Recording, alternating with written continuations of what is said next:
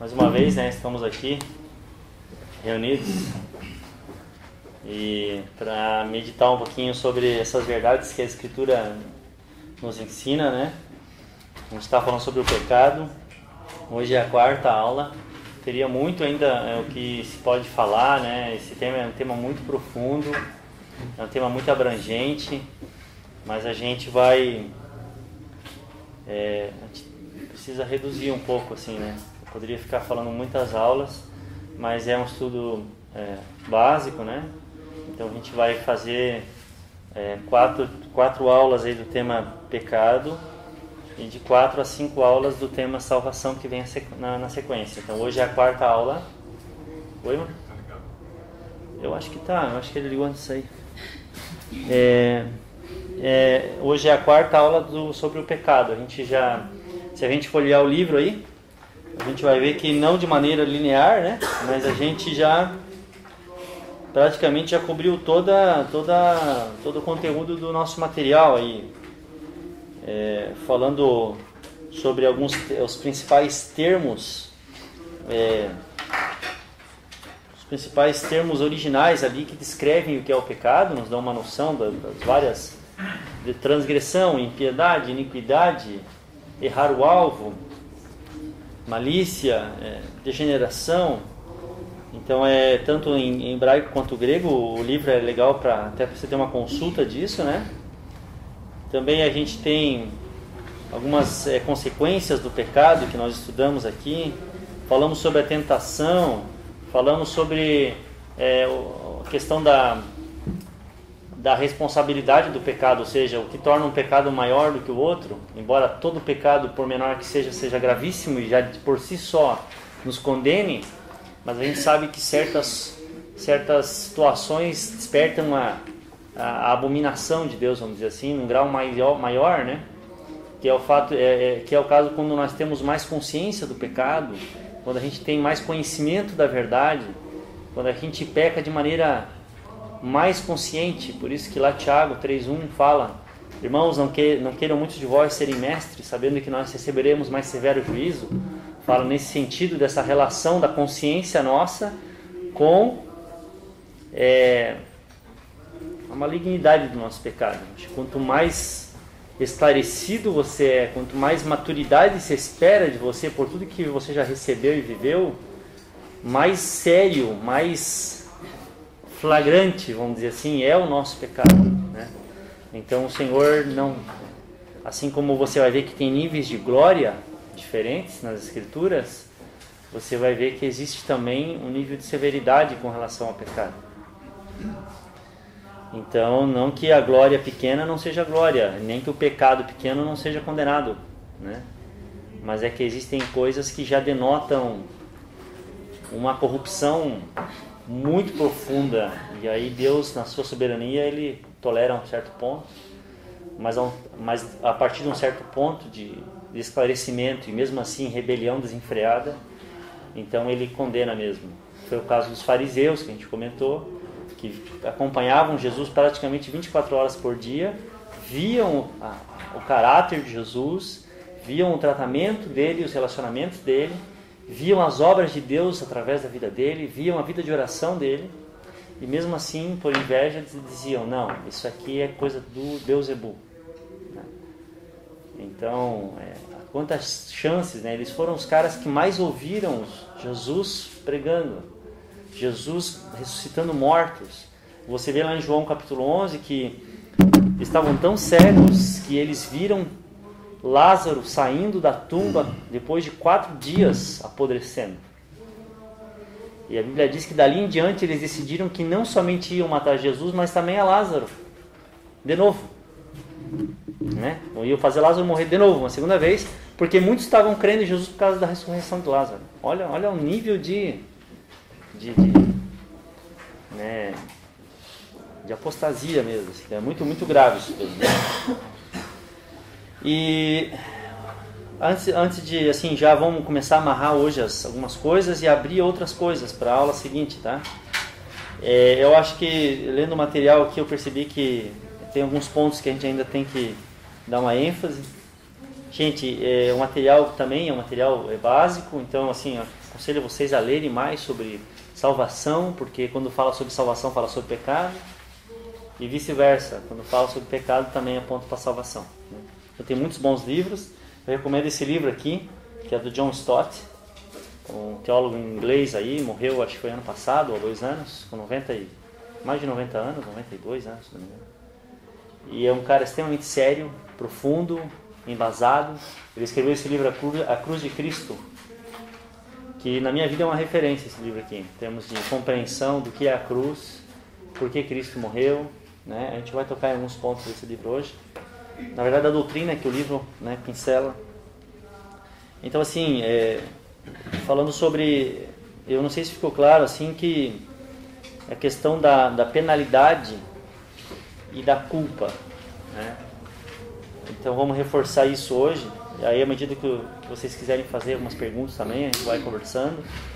Eu separei em tese a última meia hora para a gente trocar mais perguntas e respostas e debater assim de maneira mais intensa, né? Mas vocês ficam à vontade, tá? Porque às vezes passa um momento, a pessoa acaba depois nem lembrando como é que ia fazer a pergunta. Mas fica à vontade. Então, assim, culpa, falar de culpa é uma coisa bem ampla de ser falada. Porque a culpa, ela é em primeiro lugar, deixa eu até escrever isso aqui. Isso aqui é uma cruz, tá, gente? Não sei se ficou claro. A culpa, para começar, ela é uma posição, né? É uma posição que o pecador se coloca, vamos assim, ele tem culpa, ele está em posição de culpa. Então, é uma posição que você se coloca em, ela demanda penalidade, né? O que é penalidade? Castigo. Né? A culpa é uma posição que exige, vamos dizer assim, que está implícito que a penalidade. Por quê? Porque a culpa, ela vem, tipo assim, basicamente de uma ação que causou dano em algo ou alguém, né? Então, por exemplo, mesmo que você não tenha intenção, mas você tem a culpa de, num acidente de trânsito, você ter matado alguém. Então você danificou a vida daquela pessoa, você prejudicou aquela pessoa. Então você foi o culpado por aquilo, daquela ação de dano. Então, a culpa não tem necessariamente a ver, em alguns casos, com o dolo, né? Diz que fala que tem homicídio doloso e homicídio culposo. Culposo é porque você foi responsável por aquela morte. Mas você não teve a intenção de cometer. Foi um atropelamento, não foi um assassinato pelo atropelamento. Então a culpa era isso daí. Só que mesmo sem o dolo, a intenção, a consciência, é fato. Foi você que foi responsável por aquilo. Agora o juízo ele vai julgar não só a culpa, mas o dolo. No caso do pecado, nós sempre temos culpa. Por isso devemos penalidade, porque foi nossa responsabilidade. Embora nem sempre tivéssemos o dolo. O problema do dolo no pecado é que o dolo está na nossa natureza. Então, às vezes, você não se dá conta do seu dolo, porque isso já está inerente, já nasceu com você. Você não se dá conta que aquilo ali é uma coisa que já está tão imprecado, né, tão implícito na tua natureza, que o dolo não passa pelo teu raciocínio, entendeu? Mesmo sendo regenerados, essa penalidade vai vir? Não, aí não. Porque alguém já pagou por isso. Por isso. Alguém já pagou, já sofreu a pena. Sim. Né? Mas isso aqui é inegociável para Deus. Sim. Tão inegociável que ele entrou nisso daqui. É um princípio eterno e imutável de Deus, porque isso aqui fala de justiça divina. Então Deus não negocia isso daí. Eu vou te perdoar porque eu sou bom. Como é que fica o dano da justiça aqui? É como se tudo isso daqui, vamos dizer assim, fosse assim, a justiça, entende? Então, não pode. Então, outra coisa é que daí você em Cristo, isso daqui, Começa a ficar cada vez mais esclarecido para você. A luz do Espírito Santo mostra o seu próprio coração e aí você, às vezes, que tinha dolo, mas não tinha noção, você começa cada vez a ficar mais esclarecido sobre as suas próprias intenções. Né? É o caminhar da santificação. É o caminhar da santificação. Você vai caminhando na luz de Cristo, você começa a perceber que você... Te incomoda. Entende? Então, até o teu linguajar, por exemplo, né? Porque o Espírito Santo, ele constantemente te pergunta, por quê? Ele te confronta. Por que você tem que falar dessa maneira? E você tem que, sabe, é uma pergunta que constrange você ali diante do Senhor, você também quer entender por quê. Você começa a fazer perguntas e começa a descobrir. E você começa a rever muitas coisas da sua vida. É o típico da nova criatura. Ah, mas por que desse jeito? Por que essa roupa? Por que essa maneira de responder o outro? Por que essa maneira de criticar o outro? Sabe, aquilo começa... É uma revolução mesmo que começa a acontecer dentro da gente. E aí a gente começa a descobrir que mesmo sem noção, sem consciência, a gente tinha muito isso daqui, nos nossos pequenos detalhes da nossa vida. Na maneira como vestíamos, na maneira como falávamos, na maneira como tratávamos, na maneira como nos relacionávamos, na maneira como reagíamos, na maneira como planejávamos, em tudo. O nosso modo inteiro de vida era estruturado em cima de pecado, né? De má intenção, sobreposta por má intenção, por orgulho escondido, por razões assim que a gente conseguia argumentar e racionalizar. Mas quando o Espírito Santo começa a vir sobre você, ele começa a te trazer o quê? Convencimento de pecado, entende? E convencimento de que você tem culpa. Porque conscientemente ou não, você, sabe, afetou a justiça de Deus. Então daí ele te começa a mexer com você. E aí qual que é a sua reação? Correr para a cruz, entendeu? Por isso que a gente ama a mensagem da cruz, que é um escândalo. Né? A cruz, se fosse hoje, imagina assim, imagina que fosse uma religião cujo símbolo não é um arco-íris, não é paz e harmonia. Imagina uma religião cujo símbolo nos nossos dias fosse uma cadeira elétrica. Seria um choque. As pessoas usando cadeirinhas elétricas nos lugares e fazendo o sinalzinho de cadeira elétrica. Olha que absurdo que seria para nós. Como assim? E esse foi o escândalo do cristianismo. Foi o escândalo do cristianismo. Por que a cruz? Como a cruz? A cruz é uma coisa horrível, uma coisa hedionda, uma coisa de tortura. Uma coisa de maldição para o judeu, né? Maldito é aquele que foi pendurado no madeiro. E por romano ele zombava. Nossa, cara, imagina que honra desses homens se inspirando num cara que fritou na cadeira elétrica no nosso dia. Só que de uma maneira, não é igual a cadeira elétrica, né? É uma coisa é um processo muito mais vergonhoso, humilhante publicamente, tudo.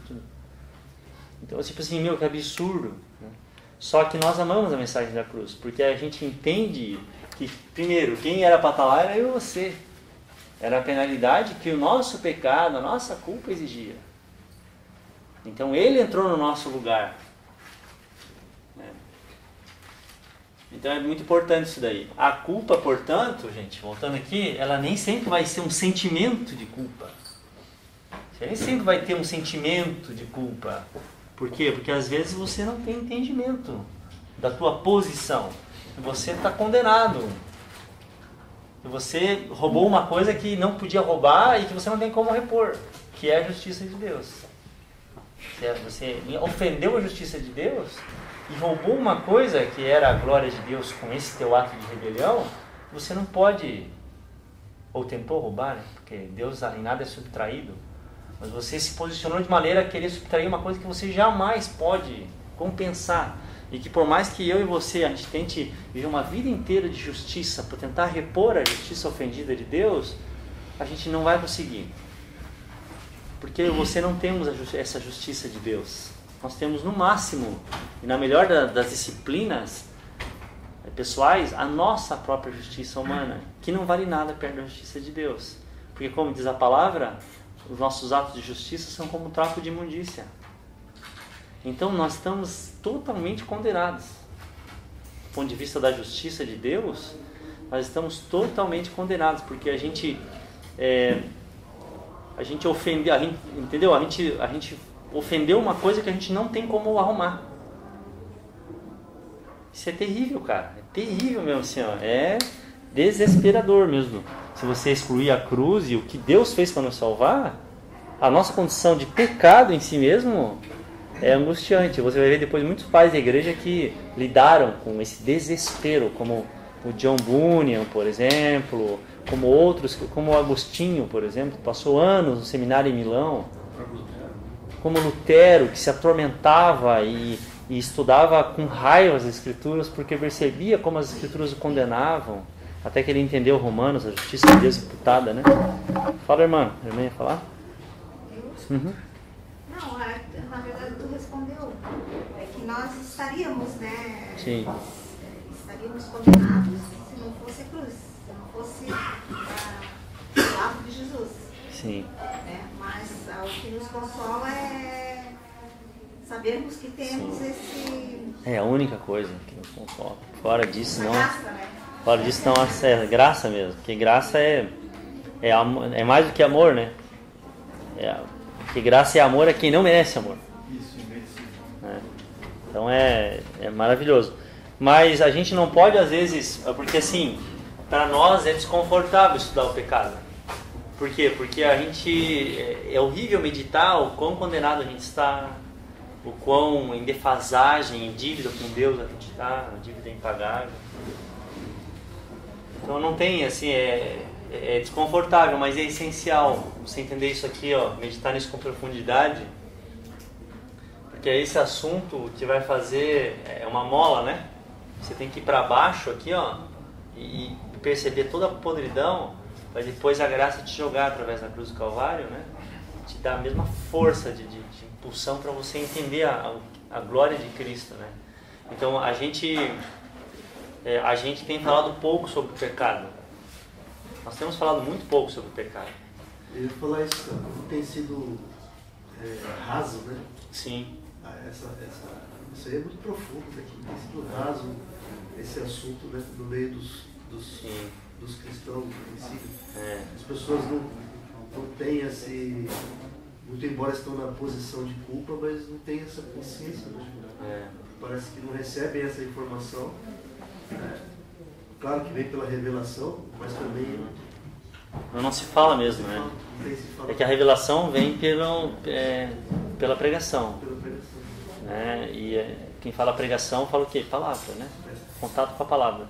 E aí a gente não vê mais isso sendo falado. Parece que... Isso em parte porque houve muito desequilíbrio nisso aqui também. Né? Porque assim, a igreja medieval, ela foi para um extremo também. A igreja medieval cometeu muitos excessos porque ela entrou demais isso aqui. Aí exagerou também, foi para um extremo da balança. Então tudo era culpa, tudo era pecado, tudo era abominável, tudo tinha que ser eliminado da terra porque o pecado manchava a roupa, o pecado, então tinha que tocar fogo na roupa, tudo era uma coisa muito extrema. E isso aqui desencadeou, e essa doutrina exagerada de pecado e culpa fez com que também houvesse muitos interesses políticos que se aproveitaram desse entendimento teológico exagerado, radical de pecado e culpa para interesses políticos, entendeu? Você vê lá nas cruzadas, lá em ano 1000 até o ano 1250, mais ou menos, o que foi as cruzadas? Vou dizer assim, foi os papas, entendeu? Percebendo que tinham perdido completo domínio político da região da Palestina, várias regiões ali, do Oriente Médio, da Turquia, que era o Império Bizantino. E aí eles fomentaram nos europeus a ideia de que a terra era santa e quem morava nela era pecador.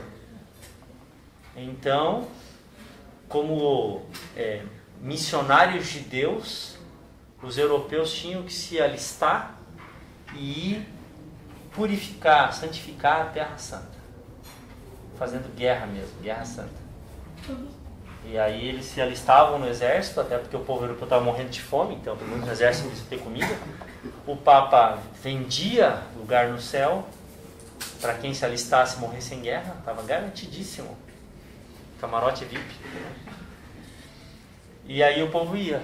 E houve mais de 200 anos, várias cruzadas, várias frentes aí de batalha para tentar expulsar os muçulmanos, outros povos aí que desde o ano 600 mais ou menos estavam aí dominando a Terra Santa.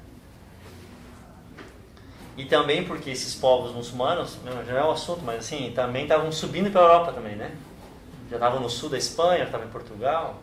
Então, foi uma manobra política, né?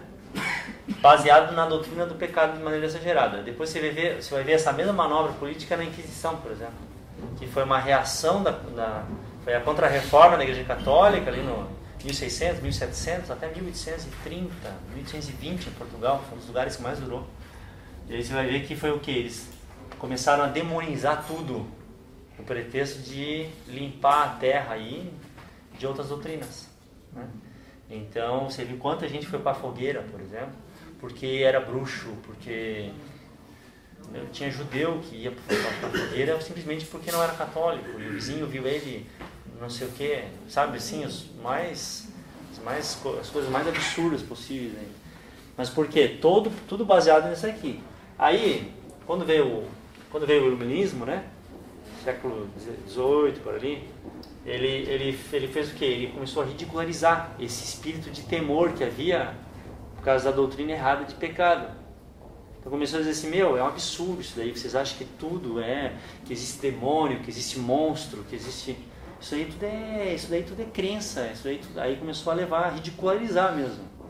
E aí então a igreja de maneira geral começou a querer se atualizar e começou a querer se secularizar também, se intelectualizar e mostrar para o mundo que não era bem assim, que tudo isso aqui era passado, era obscurantismo medieval. E aí começaram a partir para uma outra ponta da balança, que é onde não existe mais pecado, onde tudo é relativizado, onde não existe pecado, existem certos distúrbios sociais, psíquicos. E aí começou a se intelectualizar muito isso daí tudo. E aí você vê hoje pastores que não pregam sobre isso, ou que pregam justificando as pessoas e conduzindo elas a psicologias diversas que não tem nada a ver com o Evangelho, né? Não que não existam distúrbios, que não existam enfermidades, né? Acho que eu já mencionei na aula, eu tenho um amigo meu que é psicólogo, ele é psiquiatra, né? E ele trabalha principalmente ali dando apoio para a PIB em Curitiba.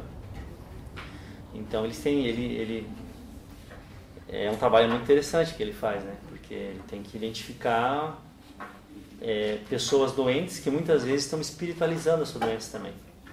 Então tem que ter um equilíbrio de graça aí, né? Mas a gente sabe que hoje o mundo, de maneira geral, ele está procurando justificativas em toda lacuna, em tudo. Você já abriu a sua página da internet, provavelmente, num site de notícias, e aí você vê lá, pesquisadores descobrem que não existe violência, o que existe são traços genéticos do homem pré-histórico dizendo que não sei o que, sempre existe um álibi, sabe? Sempre existe sempre existe uma terceirização da causa, uma muleta, vamos dizer assim, para você, não sou eu, né? É porque isso daí é uma situação hereditária e tal. E você vê também muitas doutrinas evangélicas, vamos dizer assim, também entrando por esse caminho. Também justificando. Porque, como é que eu vou te falar assim, é muito popular a mensagem, seja secular, seja religiosa, de que esse é o seu problema, venha resolvê-lo. Porque assim, negar que tem problema, poucas pessoas negam. Porque todo mundo conhece os seus podres, entendeu? Por mais que racionalize e tal, mas gostaria de melhorar. Todo mundo gostaria de melhorar. Então se você acha alguém que já está com o diagnóstico pronto e a solução mais pronta ainda, isso é muito bom. Isso aí atrai muita gente. Porque nós não queremos transformação, no sentido de nós nos submetermos a sermos transformados a cada dia até o fim da vida. A gente gosta de mágica, né? Nós gostamos de truques de mágica. Abracadabra, e aí eu sou outra pessoa, estou livre dos meus efeitos. E a gente separa também nós dos nossos pecados, entendeu? Em que sentido? No sentido de dizer assim, não, eu sou uma pessoa boa, eu sou uma pessoa maravilhosa. O problema só é que eu tenho essa situação aqui. Aí você meio que terceiriza, você não se identifica com o seu pecado. Você não chega e diz assim, não, eu sou pecador e eu faço isso porque eu sou pecador. E isso prova que eu sou pecador. Não, a gente entra por outra linha de raciocínio, dizendo o seguinte, eu sou bom, o problema é isso daqui. E se não fosse isso daqui, seria muito bom. Porque daí as pessoas iam ver que, apesar desse vício, dessa dificuldade que eu tenho, eu sou um cara extraordinário.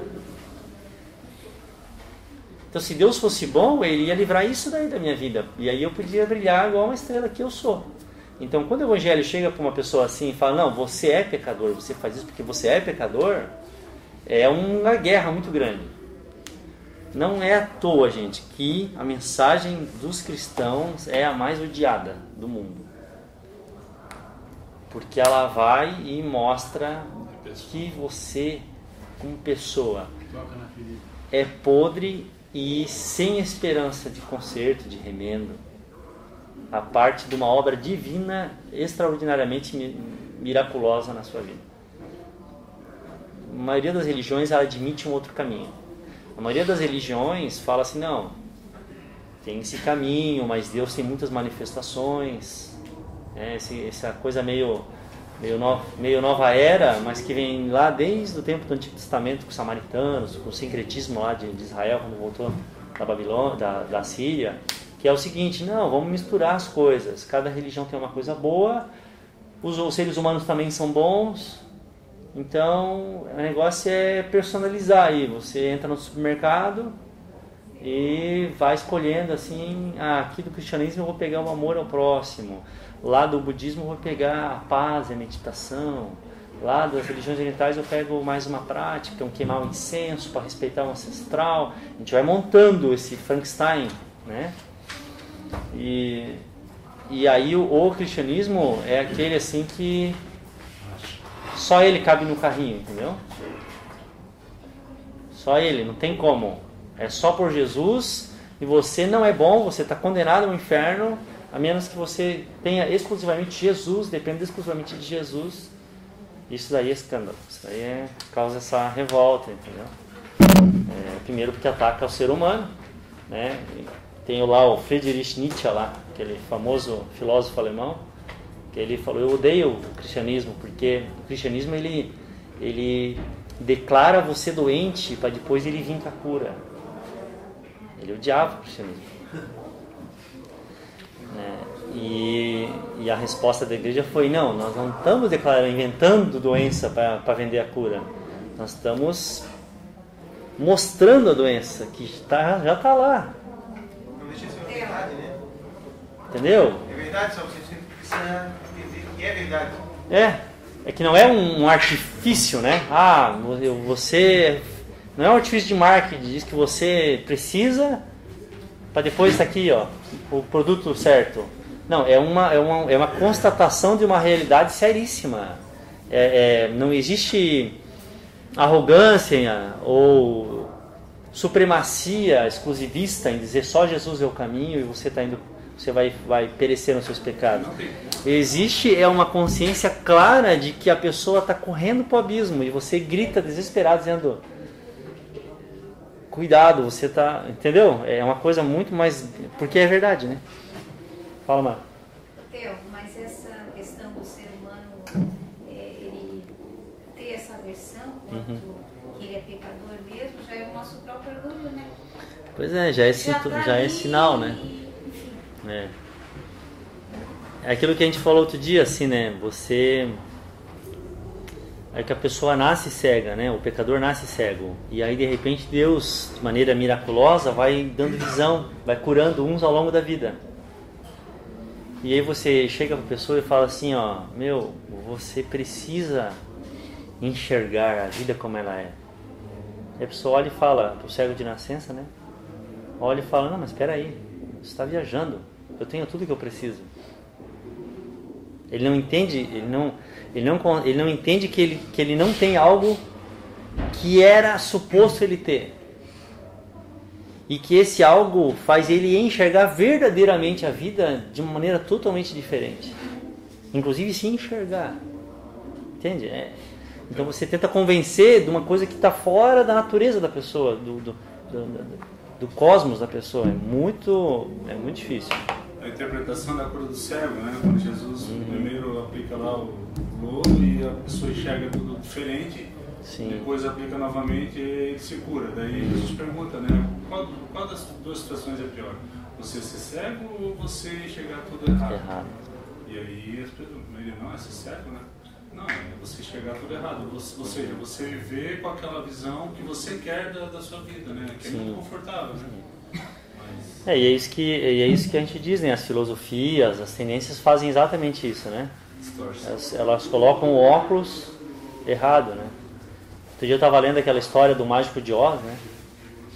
É muito interessante, né? Porque o cara acha que a cidade é de esmeralda, vale uma fortuna, né?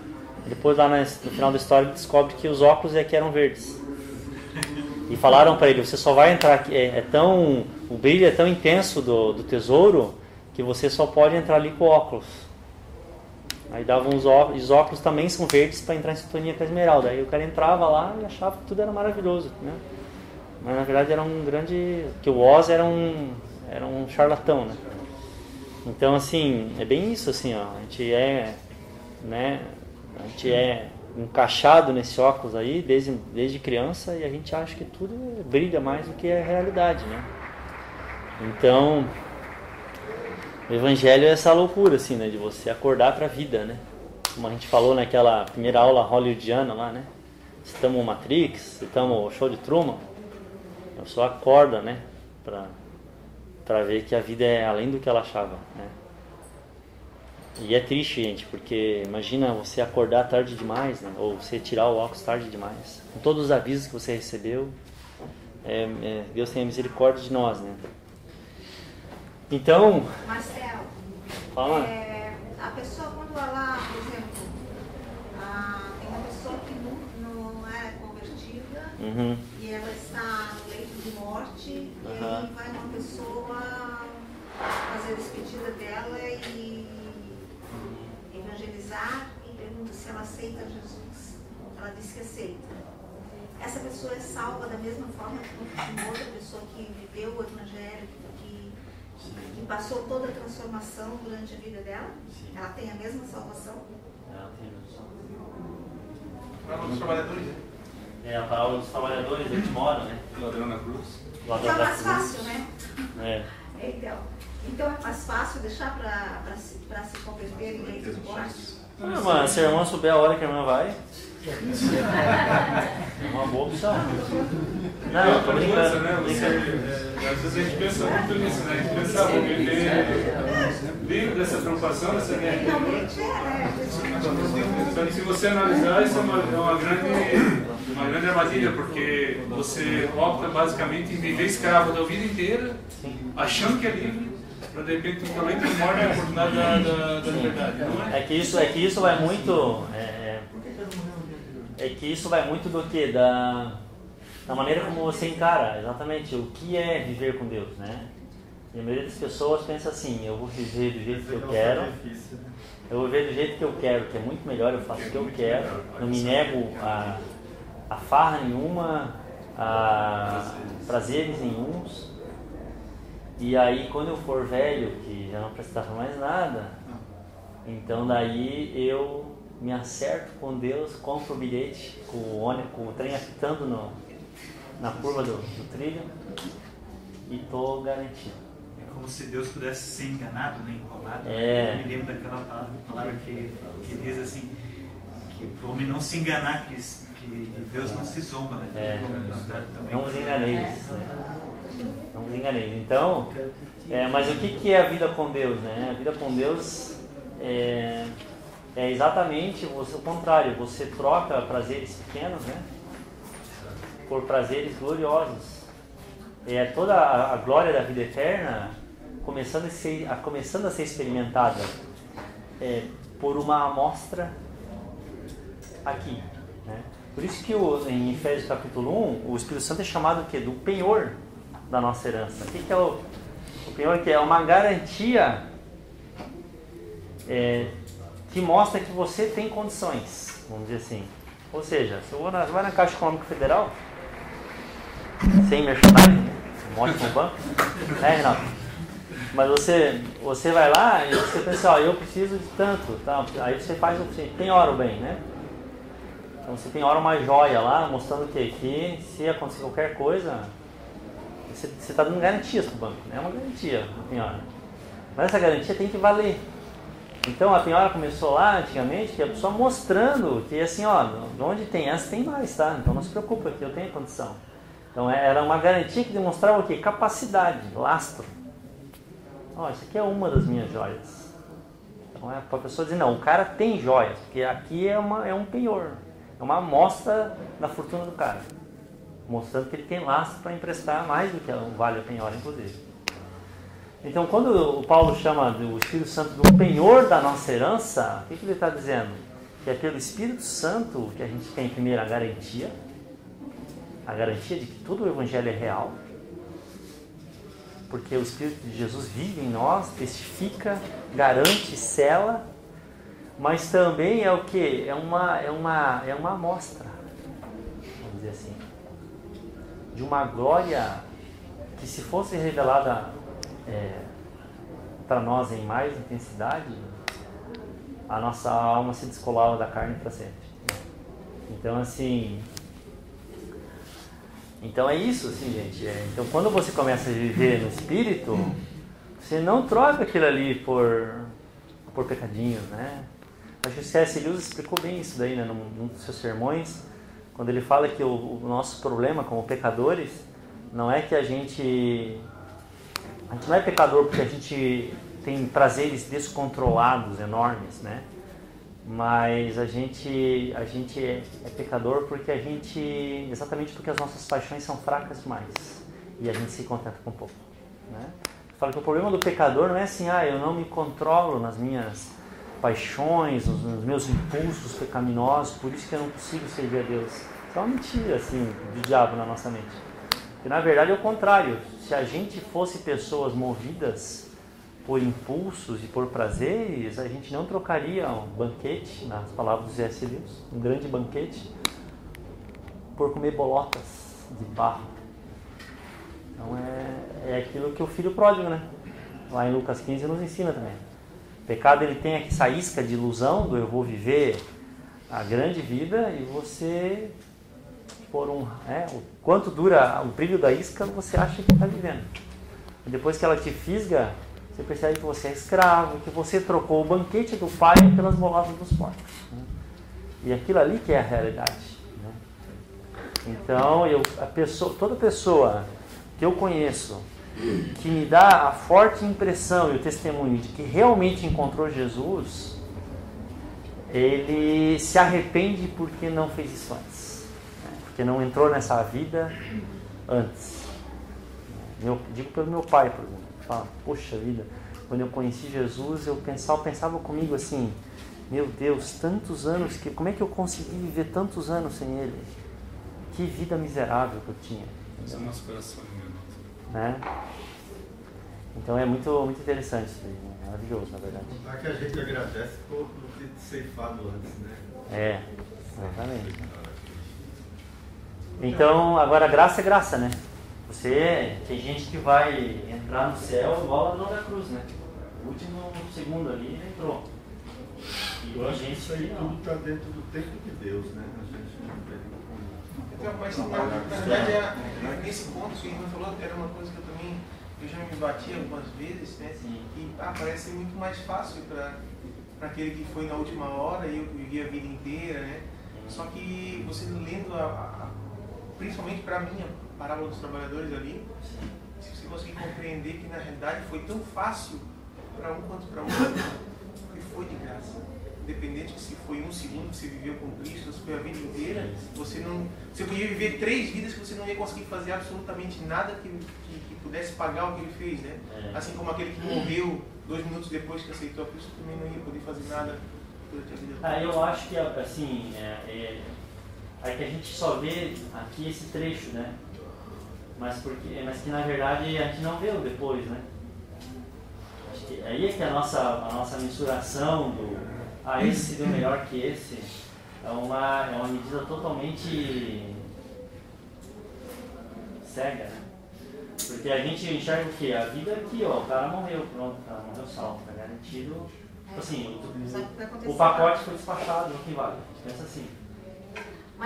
Só que não é assim, porque Hebreus capítulo 11 fala o quê? Que alguns cristãos, irmãos nossos, eles tinham tamanha compreensão que eles recusaram ser libertados, né?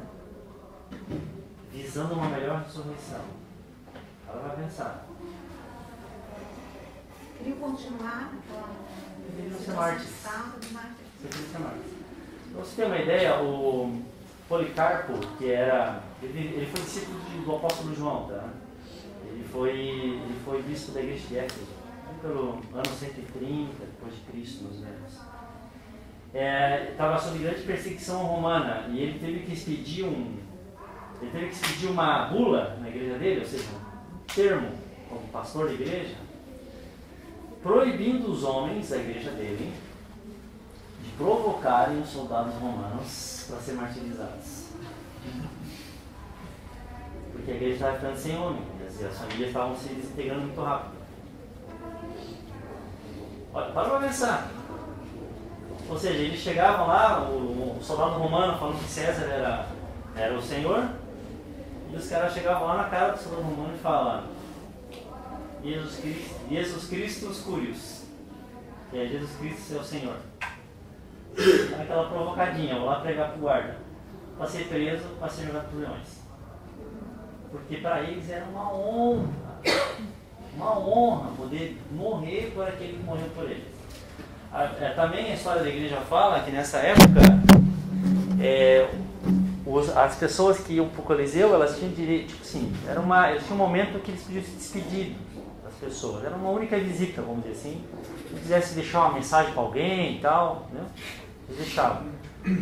E a história da igreja fala que geralmente o teor dessas conversas tem, assim, tem documentos, né?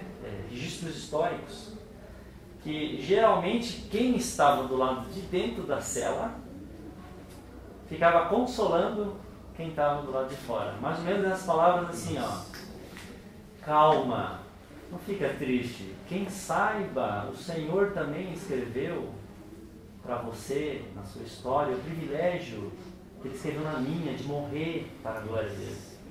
Agora pensar. Então, o que é isso daí? É uma compreensão tremenda do que? Uma perspectiva eterna. Que o grau do sofrimento vai redundar em glória eterna. Então, eu tenho para mim que, diante disso, a pessoa que aceita Jesus lá e recebe o perdão dos pecados, né? Lá, quando já está imprestável para ter a honra de sofrer, de viver, de se renunciar por amor a Cristo, eu tenho para mim que ela entra na eternidade, vamos dizer assim, com um grande sentimento de desperdício. Feliz, mas olhando para trás dizendo: puxa vida. Porque esse já é o sentimento de quem realmente aceita Cristo. Agora, se você e eu que aceitamos a Cristo com 25, 30, 35, 40, 60 anos aqui, mas ainda temos alguma margem, a gente já tem esse sentimento de olhar para trás e dizer: puxa vida, onde é que eu estava na minha cabeça? Eu joguei minha vida no lixo, eu joguei aqueles anos no lixo. Imagina a pessoa que só... É aquela cena do final do filme da lista de Schindler, que os judeus se juntam, arrancam dente de ouro do pessoal lá, fazendo um presente, e aí entregam pro Schindler, e todo mundo assim com aquele enorme sentimento de gratidão que ele salvou a vida dele. E ele constrangido que ele pensou: eu podia ter vendido esse paletó e salvo mais uma vida. podia ter vendido esse carro, né? Quer dizer, ele pensa assim, eu desperdicei, né? Mas acho que o pior de todos os desperdícios, assim, de sentimento, é o cara que teve a vida inteira e vai pro inferno. Esse daí eu acho que é o pior, né? Hotel. PT esse daí. Deixa eu fazer uma colocação. Partindo do princípio assim, só Deus dá a vida e só Ele pode tirar. Então assim, a partir do momento que o cara pega e ia lá e provocava o centurião, ele não estava se tirando a vida, ele estava se pondo no lugar de Deus. Ele não estava sendo mártir. Ele estava, pelo contrário, ele estava indo contra a Escritura. Ele estava pecando. Ou não? Não sei, irmão, se posso pôr dessa maneira. Porque isso ia dizer que qualquer missionário está renunciando toda a sua vida aqui para ir pregar lá em regiões onde o evangelho é perseguido, onde ele sabe que ele vai pregar, mas o custo dessa palavra, desse testemunho, provavelmente ele tem que ser lá com o sangue dele e também suicida. Tá, mas aí é uma colocação diferente, porque o missionário ele está atendendo a um chamado. Sim. Então existe a possibilidade de ele ser morto. Agora, ele pegar de livre e espontânea vontade, provocar o centurião, ele estava praticamente assinando não, ele não estava provocando isso ali, ele estava pregando, mas ele sabia que aquilo ali ia dar consequência. Ele estava assinando a... Era consciente. Ele estava sendo totalmente consciente de que ele estava se matando. Mas você vê que ele estava cumprindo o chamado dele também, né? Porque ele podia ter uma esperança que aquele soldado se convertesse também. Entende? Ele podia estar... Ó, quem ri, então não vai pegar. Não, porque assim, o missionário lá, ele também... Ele também está dizendo ir por todo mundo, pregar a toda criatura, inclusive centurião, inclusive soldado romano. Inclusive Paulo também correu esse risco, quando ele pregou. Dentro da cadeia, lá junto com os pretorianos lá, ele também foi falar de Jesus para os caras ali. E um deles converteu, que foi o Tércio, que escreveu Romanos, sim, né, de punho. Paulo ditou e foi escrevendo. Então, assim, então eu vou te dar um exemplo, assim, no pico do morro da favela estão os traficantes, eles precisam de salvação. Alguém de nós precisa ir lá pregar, vocês sabem. Então, alguém vai dizer para você, gente, mas é suicídio subir lá no morro. Provavelmente você não vai sair de lá. Mas a tua certeza... Né? E aí você fica assim, tá, eu me poupo e deixo o cara queimar no inferno ou eu cumpro o ídolo de Jesus? Entende? Então é complicado isso daí, né? O John Piper fala o seguinte, não existe lugar fechado ao evangelho. Agora, alguns lugares você vai pregar uma vez só. Não vai sair mais. Provavelmente. Mas ali, quando você colocou no início, você deixa assim, tem que não provocar nem botando mais fogo na fogueira, mas eu entendo até concordo com o irmão ali, porque assim, quando falou, tu disse, eles queriam virar um quarto, então, não querer deles. Eles tinham isso como privilégio, é verdade. Tinham como privilégio, certo? Eu acho que é diferente do que eu dizer assim, lá naquele morro, o pessoal precisa receber Cristo, corre-se o risco de tu perder a vida. Então, eu não vou porque eu quero ganhar honras e glórias aqui que eu vou virar um mártir. Todo mundo morreu pela palavra de Deus. E tu deixou bem claro assim, de repente, né, foi a colocação ali, foi provocar. Não foi evangelizar, não foi a mesma coisa de eu chegar perto de ti, para ti o teu pai é o certo, eu vou chegar, não, o meu pai é o certo. E com isso eu sei que eu vou provocar a minha morte. E daí também eu queria... Entendeu? Não, me perdoa então, irmão, se eu coloquei... Não. Se de repente para entender o que ele falou ali. Não, eu entendo o que ele falou assim, mano. Não para provocar mais confusão, mas para poder... Mas assim, o que eu quis salientar com esse exemplo foi assim, era uma missão deles. A visão deles como um martírio, como uma honra. Certo. Se você for ver aqueles 12... não teve 12 cristãos egípcios cóptas foram decapitados faz uns 3 meses, talvez? Se você for ver o texto, eles foram, porque assim, se eu não me engano, 5 deles eram da mesma cidade. E aí, eu tenho até isso na minha linha do tempo do Facebook, lá, se os irmãos quiserem ver depois. E daí eles foram entrevistar os amigos deles lá na vila onde eles moravam, né?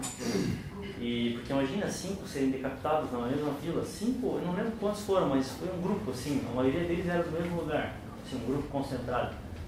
E o sentimento, para espanto de quem entrevistou, o sentimento de familiar, irmão, tinha inclusive irmão de jovem que foi decapitado lá, é um sentimento de extremo orgulho, vamos dizer assim, não no sentido de arrogância, mas de alegria, assim.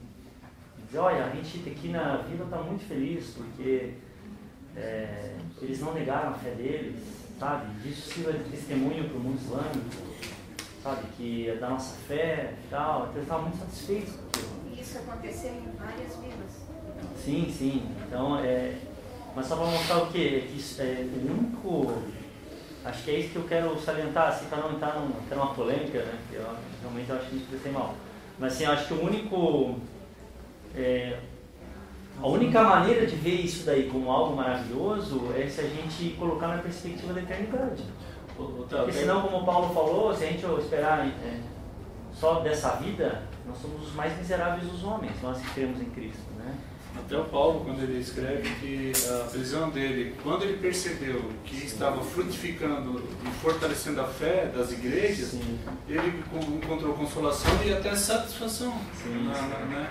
Então, talvez, se a gente puder fazer uma análise do que poderia pensar esses fiéis dessa época, eles percebiam o seguinte, que aquele que morreu pela fé tanto fortaleceu, tanto, né, o instigou, tipo assim, eu quero continuar essa corrente de fé.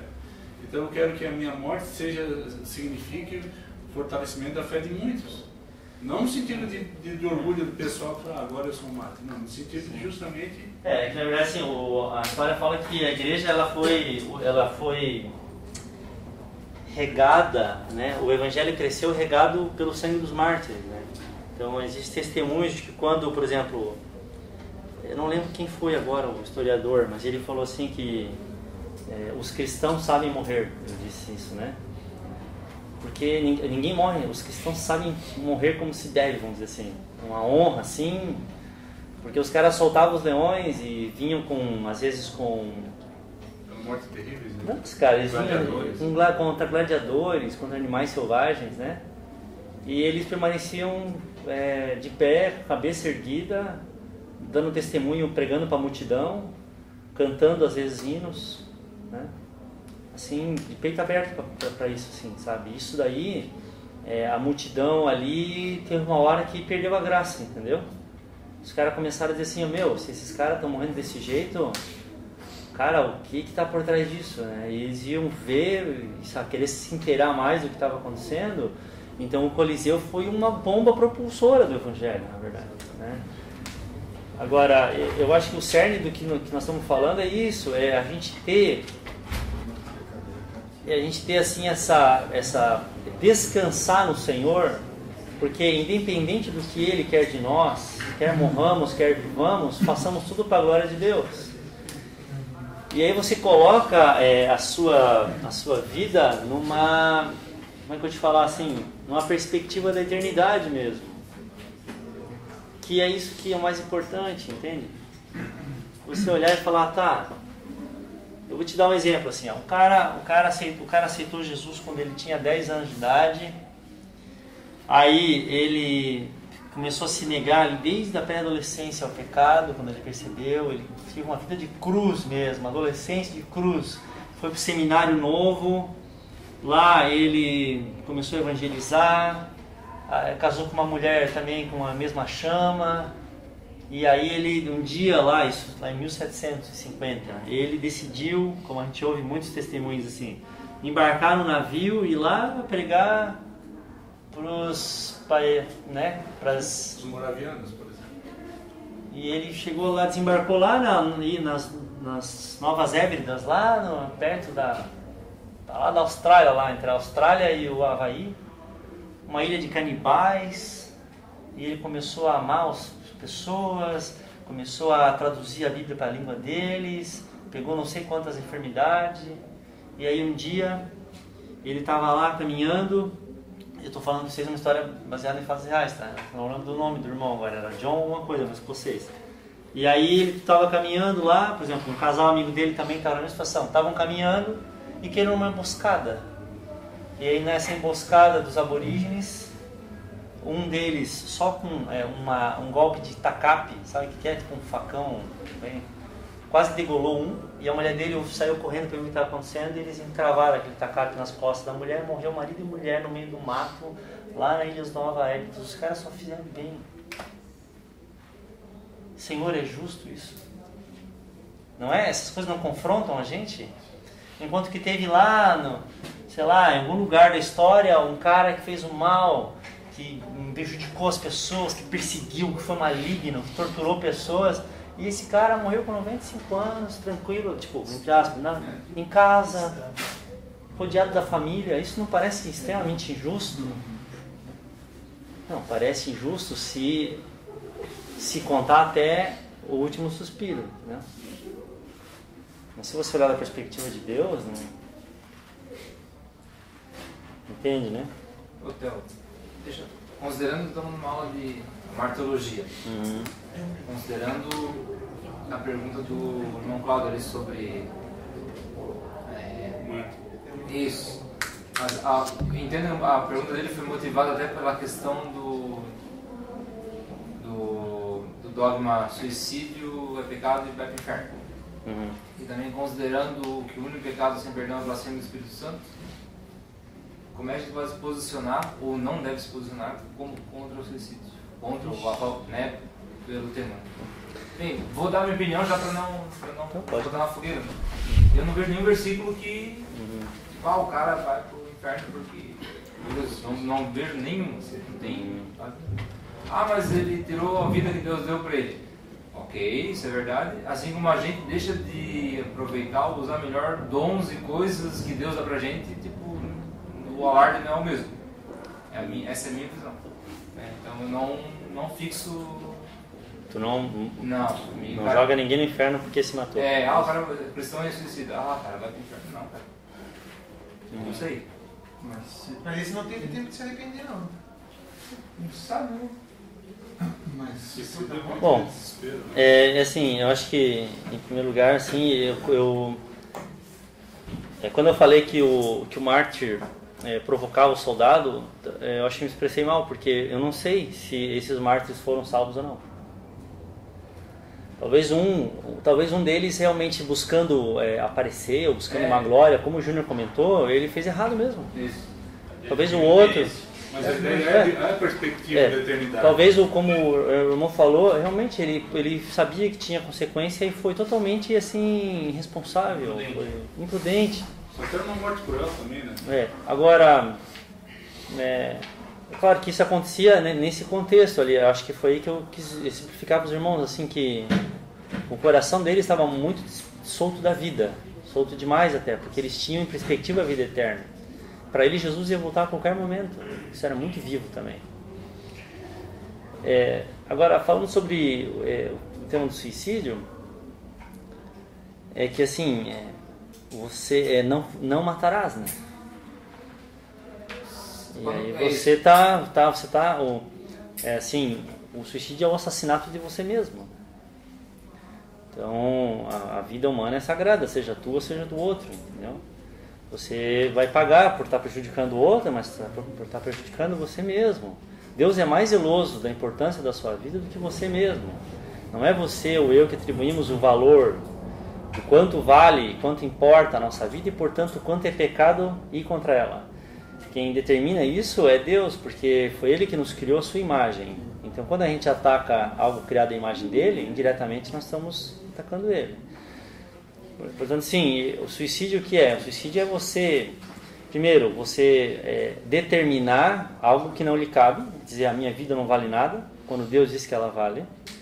Segundo, você comete um ato de agressão máxima, assim, de assassinar alguém, só que esse alguém é você. É assim mesmo, Não é muito grave. Eu já escutei muita, sobre não matarás, eu já escutei a interpretação assim, aqui no original, a expressão é a questão de uma morte arbitrária de uma outra pessoa.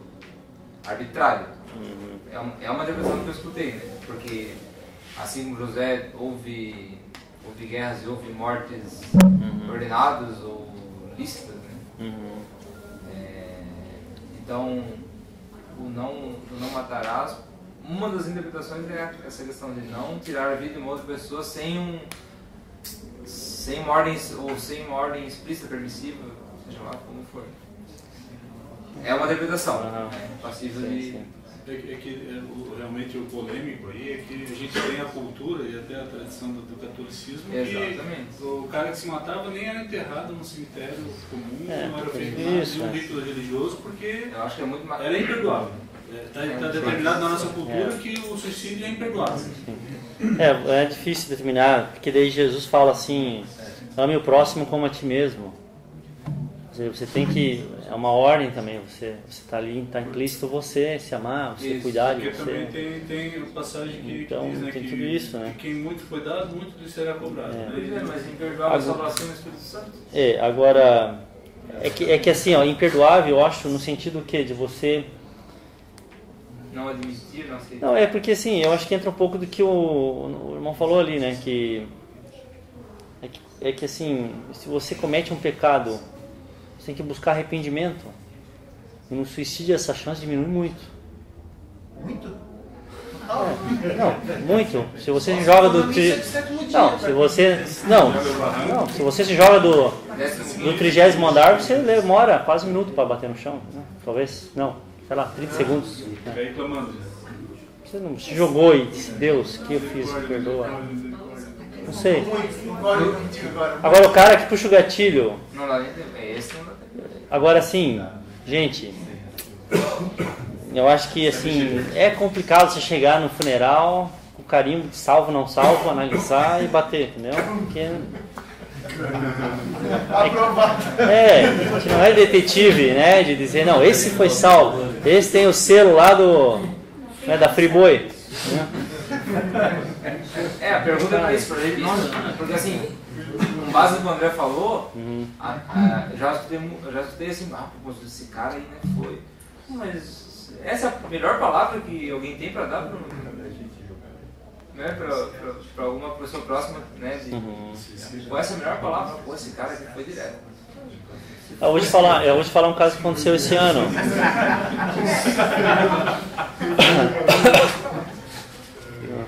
Falando. Turma do fundão, hein? Não, eu estava lembrando, conversando aqui com o irmão a respeito dessa questão do suicídio. Para mim é uma questão assim bem sensível, porque eu fico pensando assim que eu acho no fundo que a salvação pertence ao Senhor, né? Jonas 2:10. Ele que pode sondar os corações das pessoas, né? Eu estava lembrando de uma situação que aconteceu há alguns anos atrás com uma criança que ia ter seus 10, 11 anos. Sim. Essa criança, ela era da igreja presbiteriana, os pais bem religiosos e tal. Aí essa criança pegou e furtou a arma do pai, que era policial, e levou para a escola para mostrar para os amiguinhos. Aí lá na escola o que aconteceu? Ele sem querer disparou aquela arma e acertou na professora. Naquele momento a criança olhou, viu a professora sangrando, pensou, eu matei a professora. Na verdade só tinha ferido a professora. E essa criança pegou, saiu correndo desesperada com aquela arma e se matou logo depois. Aí eu fico pensando, será que Deus jogaria aquela criança no inferno porque ela se matou? Eu fico pensando, eu acho, ou o caso de uma pessoa assim, em uma situação extrema de depressão, será que Deus jogaria essa pessoa no inferno? Eu acho que esse julgamento pertence a Deus. A pessoa que se suicida já não tem nada a perder, porque é um ato de absoluto desespero. Por consciência, né? Por exemplo, que eu ia. É legal, assim, interessante você falar isso, porque. Eu ia dar um exemplo que aconteceu esse ano, né? Nós conhecemos uma. Chegou uma moça para Cristo em fevereiro, e a mãe dela estava num estado profundo de depressão, não estava nem penteando o cabelo mais, estava assim, doente profundamente. E aí a gente foi fazer uma visita na casa onde a mãe estava, ela estava cuidando da mãe. A gente falou do Evangelho, a mulher se alegrou no momento, a gente orou de mão dadas com ela. Isso foi na quinta noite. No sábado, às 2 da tarde, a mulher se jogou do prédio. E aí a gente teve que ir lá, chamei a polícia, tive que lidar com toda a cena. A mulher, por mais que foi de 2º andar, mas ela caiu de cabeça e não precisa dar detalhes. E a filha desesperada, a gente teve que, imagina, a menina nova convertida e tal. Graças a Deus a menina se firmou, tá evangelizando a faculdade inteira. Mas assim, ela disse a esperança da menina é que a mãe tenha alcançado, assim, se arrependido, mas já estava num estado de demência mesmo. Então, o quanto foi um estado de demência, o quanto foi um espírito maligno que tomou posse da mulher, o quanto foi uma atitude. Quem vai conseguir sondar isso? Entende? Quem vai conseguir? Então é muito. Ao Senhor pertence. Eu soube de uma pessoa que ele era uma pessoa do mundo, de bar, etc. Um senhor. E ele teve uma experiência e se converteu e acabou até virando pastor. Um homem de Deus, testemunho tremendo. Trouxe muitos colegas de bar para a igreja, construiu uma igreja com as próprias mãos, que ele era um construtor. Só que ele sofreu um golpe muito grande, ele pegou a esposa na cama com outro homem. Isso para ele foi tão chocante que a partir daquele dia, ele, né, no processo pessoal, assim, entre a fé e aquela experiência, ele foi se entregando. E aí, claro, ele desenvolveu um câncer, até porque a Bíblia já nos revela isso, né, que essa amargura. E ele não contou para ninguém e ele foi definhando até morrer, literalmente. É quase que um suicídio, né? Mas só que, veja bem, né? A questão mental, mas... O que a pessoa, digamos, nós no lugar de Deus, no juiz, o que você pode cobrar de uma alma dessa? Né? Ele não teve estrutura para suportar a experiência de vida dele, né? Talvez não teve até apoio, não teve pessoas que de fato perceberam a necessidade. Mas aí outra corrente teológica vai dizer assim, mas tudo que o homem colhe, plantou, aí, entendeu? Nossa, isso é o homem, né? A questão, gente, é que assim, ó, não estou dando exemplo, tá, irmão? Assim, você sabe que tem pessoas que você vai conversar com essas casas, a pessoa chega dando no meio, assim. Exatamente. Não, então, calma, gente. Foi uma brecha. Você vê lá no renascentismo, lá, teve um cara, teve um italiano, uma brecha. Teve um irmão lá que, teve um artista chamado Dante, né? Ele escreveu O Inferno de Dante, já viu? É uma sátira, onde ele simplesmente escreveu uma sátira onde ele decidiu, no meio onde ele vivia, na cidade onde ele vivia, ele decidiu quem que ia para o inferno e quem ia para o céu. Então ele jogou o padre no inferno, foi o maior escândalo, ó, O Inferno de Dante, vocês já ouviram? Um vídeo, né? Bem forte. É uma coisa bem estuxa, assim, para zoar mesmo, entendeu? Para provocar mesmo, e, enfim, assim, uma coisa bem para sacanear mesmo e chocar, né? Então até hoje tem essa expressão, né? Isso foi dantesco, quer dizer, uma coisa fora da curva, assim, uma coisa fabulosa, burlesca. Então, a gente, de certa maneira, a gente também tem esse inferninho e esse céuzinho onde a gente vai classificando, né? Não, esse aqui entra no meu céu, esse aqui entra no meu inferno.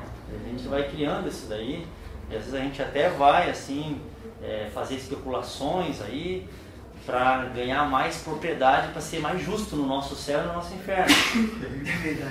Mas alguém sugere que nós somos mini-deus nesse aspecto, né? Da questão de a gente julgar, né? Seja burro, mas então assim, tem que cuidar muito, porque a gente não está em posição apropriada nem devida de jogar alguém no inferno e jogar alguém no céu. Entende, mano? A gente tem pistas, o Evangelho dá nortes pra gente, pelo fruto você conhece a árvore,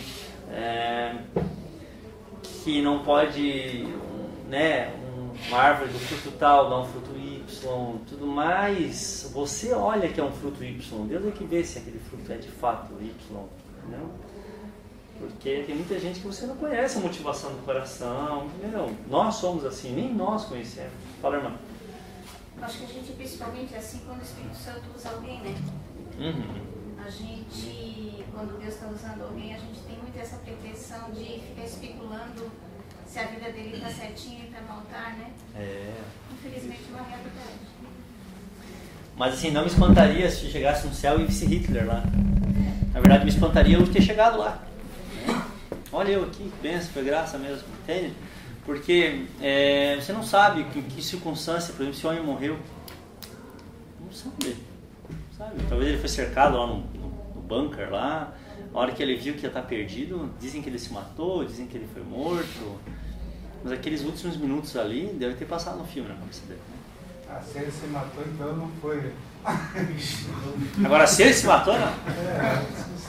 Depende da maneira, né? Depende da maneira, né? Inclusive tem reis no Antigo Testamento que chegaram a se matar, né? Tipo, teve algumas guerras que eu só não lembro o nome e quem. Ele viu o filho morto e pegou a espada. Saul, né? Saul, claro. É lembrado. Mas o que a Bíblia nos dá de subsídios para dizer que ele... Sim, aquela velha coisa. Sansão foi pro céu ou foi pro inferno? Exatamente. Mas eu acho que é isso que você falou agora, porque na verdade ele usou, deu um exemplo legal, até pro debate, porque hipoteticamente a gente, através de algumas coisas, a gente diz, não, isso é que a gente falou, né? Esse é pro céu, esse é pro inferno. Mas aí a gente começa a ouvir histórias como a do Sidney, como a que o André contou, e daí quando você consegue enxergar um outro contexto, já parece que você já fica meio cabuloso, dizer, vai, mas não vai. Pensando bem. Pensando bem, então tem uma outra utilidade. É que a gente foi chamado mais para atuar do que para analisar. Essa é a questão. Quando o Senhor fala ama, não está falando assim, vírgula, depois uma análise se a pessoa merece, se ela tem um grau de merecimento. E a gente é muito assim, às vezes a gente só evangeliza, por exemplo, quem a gente gosta e diz, essa pessoa merece entrar no céu comigo, né? Não é assim mesmo assim? Essa pessoa, se eu falar de Jesus para ela, eu sei que ela não vai me prejudicar e vai piorar a minha situação com ela. Então, pro chefe, que eu posso queimar o filme, e ele pode ser mais grosseiro ainda do que ele já é, aquele estúpido, sabe? Aquela coisa assim. Então ele deixa quieto, ele que, se o Senhor quiser salvar, que arrume outra pessoa. Mas aquele meu coleguinha de trabalho que sofre junto com o chefe, e a gente fala mal do chefe junto, e nós somos solidários, esse ali é gente boa, entendeu? Esse eu devo para ele falar de Jesus para ele. Então a gente também se torna porteira do céu, né? Esse passa, esse não passa, esse... Então a gente fica analisando, gastando muito tempo em analisar e pouco tempo atuando, que é amando, que é semeando, que é amando os vossos inimigos, né? Então, cuidado só aí, né? Isso é muito sério. Então, tem questões que são muito complexas, tá, gente? A questão da salvação, agora vamos começar a fazer a introdução a questão da salvação é uma delas. Cenas do próximo capítulo, né? A questão da salvação é uma delas, né? Mas, por exemplo, tem situações que é difícil determinar a responsabilidade, né? Que nem essa culpa ali, ó. Porque às vezes a culpa não é de um fator recaindo sobre uma pessoa, nem a responsabilidade de um ato, entende? Foi o Neymar que fez o gol. Mas se você parar para pensar... Mas quem passou a bola pro Neymar? Quem que foi corresponsável por tudo aquilo? Entende? Então, claro, o futebol é um exemplo, né? Vamos falar do exemplo bíblico, por exemplo. Jesus morreu. Por quê? Olha a amplitude dessa pergunta. Por que Jesus morreu? Por que Jesus foi crucificado? Porque veio para os seus e não receberam. Que veio para os seus e não receberam. Tá, mas eu posso falar assim, não. Vamos dizer assim, ó. Ele morreu porque assim, ó, o Judas, né? Judas traiu ele. Entregou ele para ser morto. Judas, cabra safado, vamos malhar o Judas. Entendeu? Tá, mas Judas entregou para quem? Entregou lá para Caifás, né? Os judeus lá. O Caifás, homem do maligno, vamos perseguir os judeus. Né? O antissemitismo, né? Então, atravessou séculos aí. Judeus, o povo do mal. Jesus era o melhor ser humano. E esse povo é tão terrível que deu um jeito de botar ele na cruz. Esse povo tem que perecer. Vamos perseguir os judeus. Muito isso é muito sério, né? Aqui no nosso ocidente, aqui não. Mas Deus, isso é muito forte. Até hoje, né? Não, mas espera aí, mas teve aí esses caras aqui levaram Jesus para quem? Para os romanos. né? Pô, teve alguém que lavou as mãos lá. Teve alguém que poderia ter impedido isso daí. Então, a partir do momento que ele não impediu, ele foi totalmente responsável. Herodes também zombou, fez piada, os dois viraram amigos de piadinha, né? De WhatsApp. Né? Daquele dia em diante. Tá, mas por que Cristo morreu? Não, porque os judeus desceram o pau nele. Desculpa, os romanos. Os romanos pegaram, meu Deus, os romanos pegaram. Pô, o centurião olhou e falou, esse era o filho de Deus. Pô, irmão, tarde demais, você matou o cara. Na base da chibatada que arrancou a carne dele, chegou exausto na cruz, o sirineu teve que ajudar ele. Foi violência romana bruta mesmo, no seu melhor estilo. Então foram os romanos que mataram. Não. Mas aí, gente... Tem Barrabás ainda. Barrabás, mas assim... mas por que Jesus morreu? Por ele que Deus terminou. Eu e você, né? Foi pecado em todo mundo. Eu e você. Se não fosse eu e você, o nosso pecado, a humanidade, jamais teria necessidade de ter morrido. Então eu e você, o nosso pecado, ele teve que ir até lá porque o nosso pecado foi pago lá. Então, para ele pagar, ele teve que ir lá. Então, eu e você, nós temos que olhar para a cruz e dizer, poxa, eu fui responsável, o meu pecado estava ali, o meu pecado caiu sobre ele. Tá, mas peraí, mas ele podia ter escolhido outro caminho? Então, ele veio para se dar. Ele foi o cordeiro oferecido. Ele disse, a minha vida ninguém toma de mim, eu dou porque eu a quero. Então, ele se ofereceu como ovelha ao matadouro, ele se ofereceu como sacrifício vivo. Ele poderia ter sido coroado, ele poderia ter sido muitas coisas, mas ele quis entrar no meu lugar e no seu. Ele quis se pôr na posição de ser morto, voluntariamente. Porque se ele não quisesse, ele não teria morrido. Se ele quisesse, ele falou para Pedro, eu poderia rogar ao Pai, o Pai mandaria legiões e legiões. Então, Cristo, ele quis. Ele morreu. Por que ele morreu? Porque ele quis se entregar. Mas aí no primeiro discurso da igreja, no dia do Pentecostes, Pedro vai falar que o Pai tinha determinado aquilo. Foi a vontade do Pai, como diz Isaías 53, moer o Filho. Moer, esmagá-lo. Foi a vontade do Pai. Por quê? Porque havia uma justiça que o Senhor Deus exigia. Então o Pai, querendo satisfazer essa justiça danificada, ele põe o Filho, ou ele determina através do Filho essa satisfação a si mesmo. Louco isso aí, gente. Não significa que ele sacrificou o Filho, porque a Bíblia diz lá em Coríntios 5 que Deus estava em Cristo reconciliando consigo o mundo. Não é que ele é um pai mauzão, um filho tadinho, ele pega e coloca o filho no lugar, sabe? No lugar de outro. Não, ele estava no filho. Então o Pai determinou isso, porque esse foi o meio que ele escolheu, através do Filho, de manifestar quem ele era, satisfazer a si mesmo e mostrar o seu amor. Então o Pai.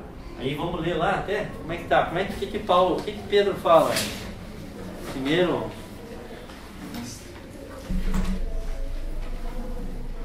acho que é Atos 2, não é?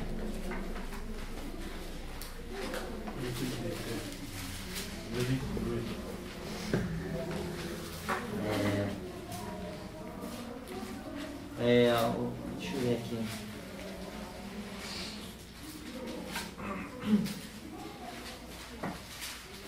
Acho que é Atos 2, 22.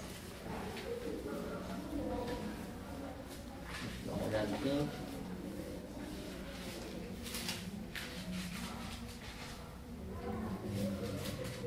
lá que diz lá, né? Atos 2:22. Homens israelitas, escutai estas palavras.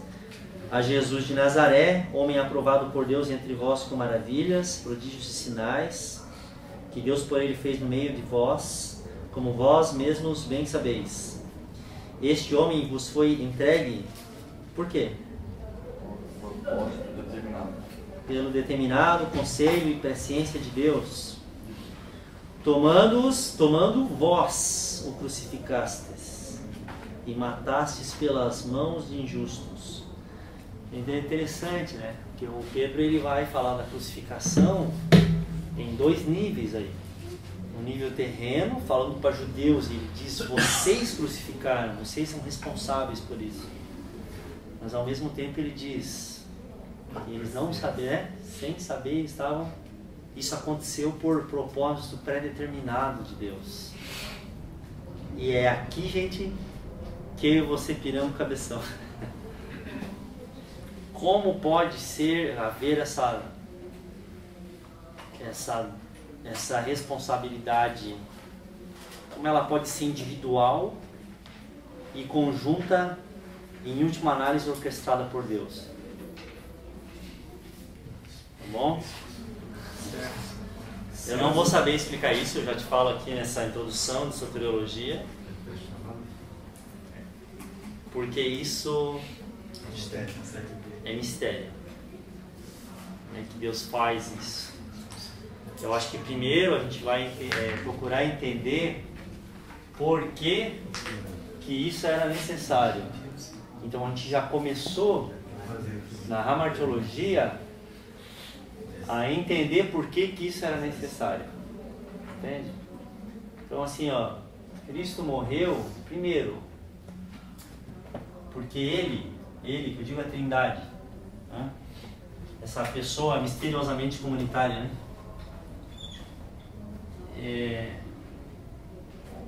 Ele quis primeiro satisfazer a sua própria justiça.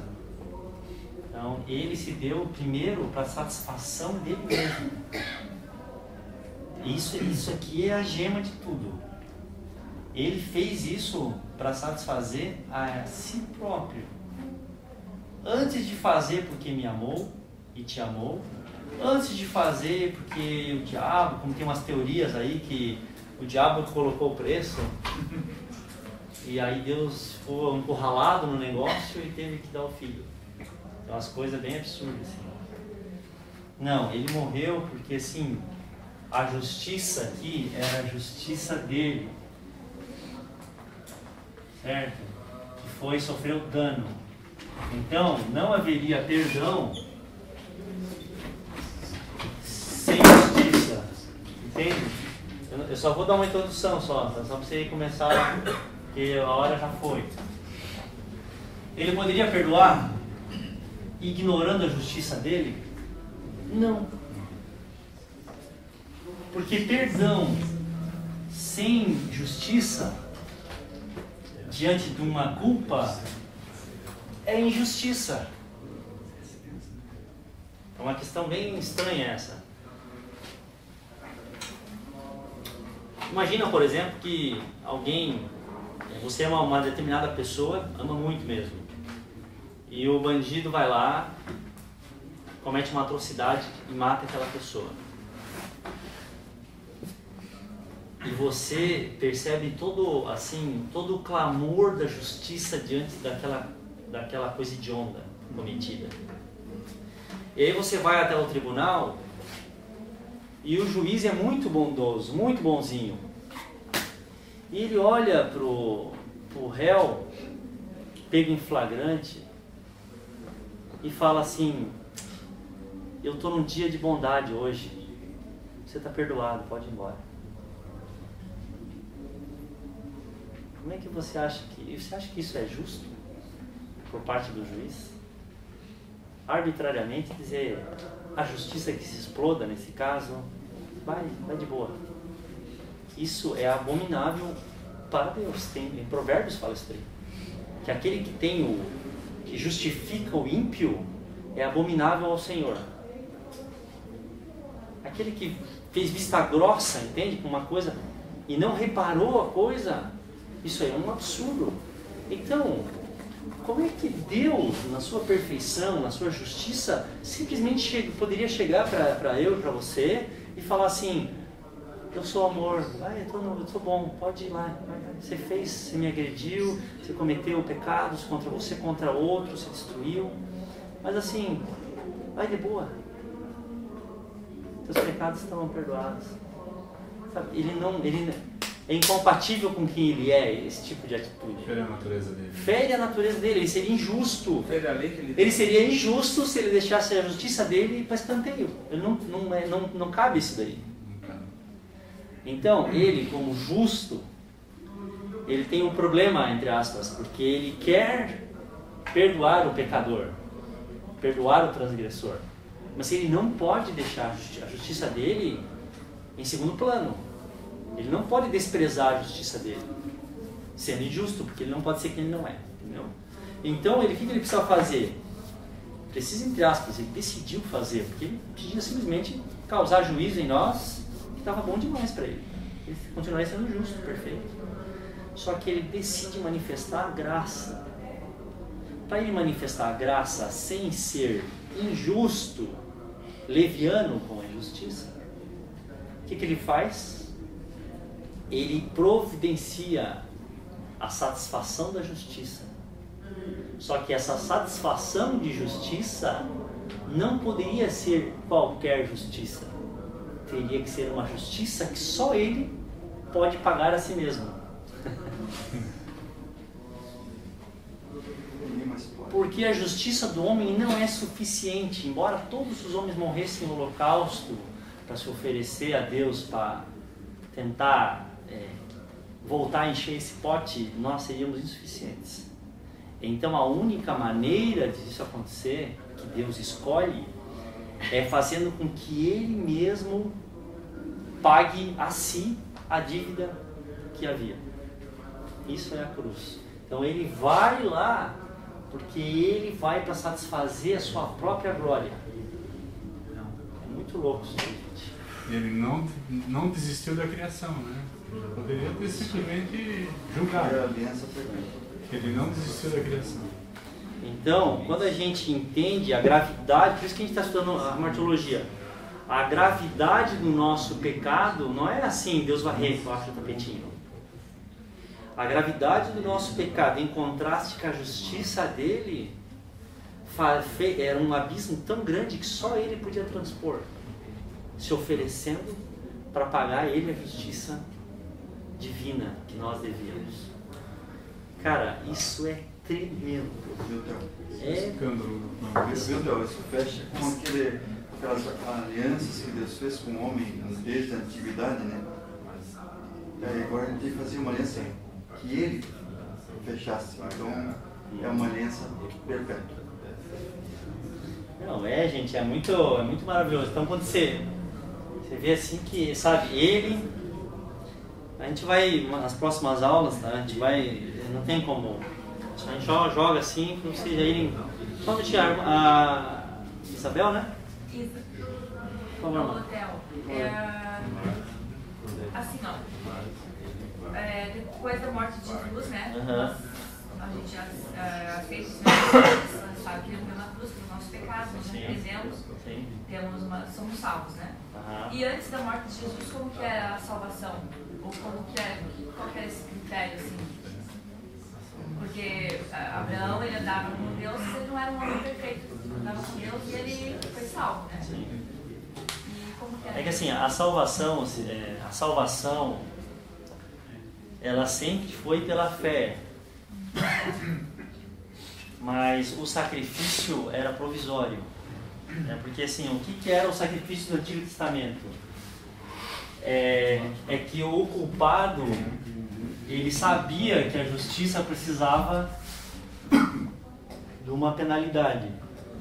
Então, o culpado, né, a pessoa ciente do seu, assim, arrependida do seu pecado, ela ia diante de Deus e transferia a penalidade para um terceiro que Deus tinha providenciado. Que era o quê? Que era um cordeiro, que era um cabrito, entendeu? Por isso que o ritual era você pôr a mão sobre o animal do sacrifício, se identificando com ele. Então você estava dizendo o quê? O meu pecado é grave e eu mereço morrer, eu sou indigno diante de Deus. Mas Deus, porque foi Deus que determinou aquele meio ali, embora provisório, Deus foi muito bom comigo e fez com que a penalidade, que é minha, caísse sobre outra pessoa. Sobre outro ser, né? Sobre outra vida. Então essa vida vai pagar pela minha. Por quê? Porque Deus providenciou outra vida para pagar com a sua vida a minha penalidade e me justificar. Tudo isso daí apontava para quê? Para Cristo. A gente olha para o Calvário e vê o quê? Deus foi tão bom que providenciou uma vítima na pessoa do seu filho para pagar a penalidade que a minha culpa exige. Então a fé era o mesmo, entendeu? Era o mesmo mecanismo de fé. Eu tenho que crer que mereço, primeiro, que sou pecador, e depois crer que o meio que Deus provisionou, é suficiente, né? É satisfatório para o Senhor. Então, também era exigido fé. O problema é que na antiga aliança isso começou a virar uma coisa mecânica, sem o entendimento de dizer eu merecia morrer, mas pela fé eu estou vendo que a minha culpa cai sobre isso aqui. Por graça de Deus, não é sobre mim o juízo, é sobre esse ser, esse terceiro elemento aqui. Mas quando é mecanizada, virou um açougue, né?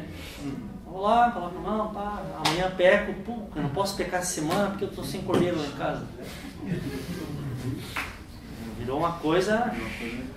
Tanto é que deu comércio no tempo. Tanto é que deu comércio no tempo, porque fazia parte dessa consciência de pecado, você assumir isso. Você tinha que pegar lá o bicho lá pela coleira, vamos dizer assim, arrastar às vezes 200 quilômetros. Todo mundo ia ver, pecador, hein? O que foi dessa vez? Entendeu? Você chegar lá no templo e dizer, tá aqui, ó, minha vergonha aqui, eu mereço a morte, mas sacrifica isso daqui que Deus providenciou em meu lugar. E o que o pessoal fez? O pessoal fez um comercinho na porta do templo já, um shopping. Você entrava lá, no templo, estou indo adorar.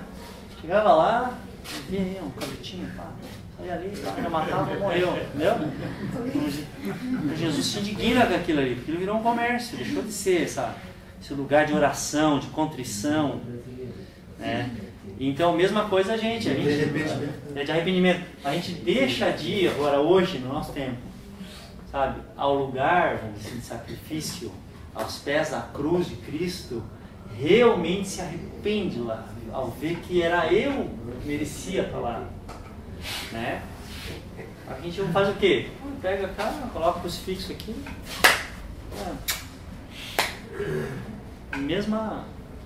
virou mecânica. Mas, olhando do ponto de vista teológico, também era eu creio que Deus providencia salvação para mim.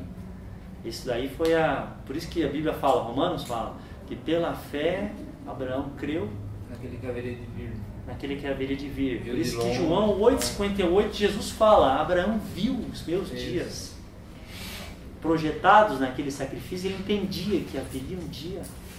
Jesus falou, Abraão viu meu dia e se alegrou. E os judeus olharam para Jesus e falaram, como? Você não tem 50 anos, você viu Abraão, você está louco? Você está alucinando?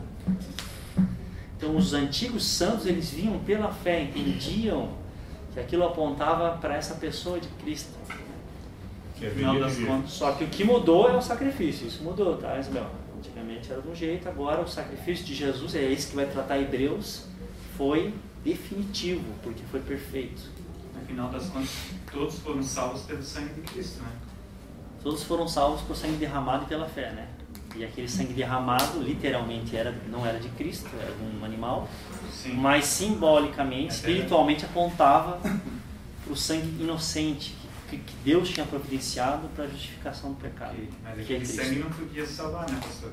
Não, aquele sangue não salvava. Então foram salvos pelo sangue de Cristo. Foram salvos pelo sangue de Cristo, que haveria de ser derramado, é verdade. Theo, Fala, mano. o salário do pecado é a morte. O que significa isso?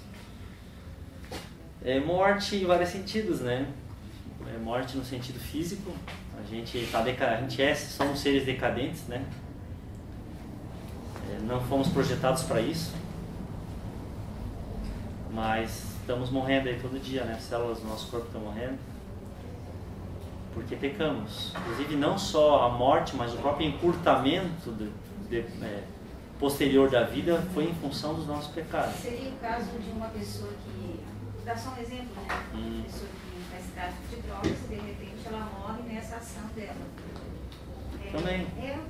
Ela encurta a vida dela pela iniquidade dela. Está recebendo porque ela... Mas não só isso, né? Acho que a morte é muito mais ampla, né? O livro até trata disso, fala de morte física, morte espiritual, no sentido de você se desliga, desconecta de Deus, né? Você fica sem vida, o teu espírito está morto. É uma imagem muito usada em Efésios capítulo 2, por exemplo. Estávamos mortos dos nossos pecados e delitos, totalmente separados, sem vida. Mas Ele nos deu vida. E também morte eterna, né? Que seria a segunda morte, seria uma morte... Desligamento de Deus. Seria depois dessa vida ainda, uma morte... Mas muito mais no sentido de consequência do que do castigo, né? Não, os dois, né? Castigo também, não é um castigo? A consequência é esse. Mas é justiça, né? Nem tão castigo, né? É a justiça de Deus.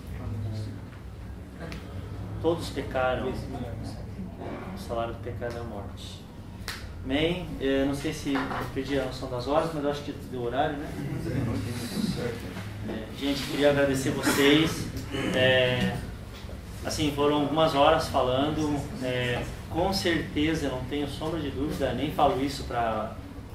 tal, mas assim, com certeza em tantas horas eu falei coisa que provavelmente não tinha nada a ver. Então vocês me perdoam, tá? Vocês me perdoam isso daí, né? A gente está nessa missão aí e na verdade é pela graça, né? Mas retenham o que é bom, leiam a palavra, julguem, né? Busquem graça de Deus, não parem por aqui. E que em nome de Jesus a gente possa nos gloriarmos na graça de sermos pecadores miraculosamente salvos por Cristo, pelo seu sacrifício único na cruz. Amém? Obrigado, irmãos.